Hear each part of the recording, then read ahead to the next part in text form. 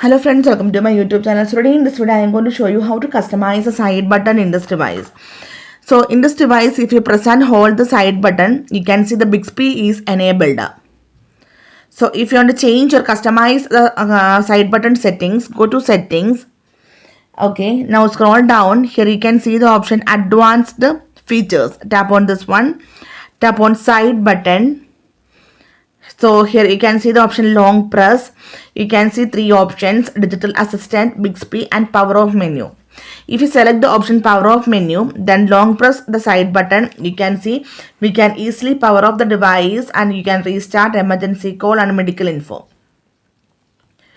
Okay, so if you select the option digital assistant, now I selected for the Firefox. If you press and hold the side button, you can see the Firefox is opened. So here you can see one gear icon. Tap on this one, then you can select the Google or Firefox. So simply in this way you can customize the side button in this device. So hope you guys enjoy this video. Thank you for watching. Thank you. Bye bye.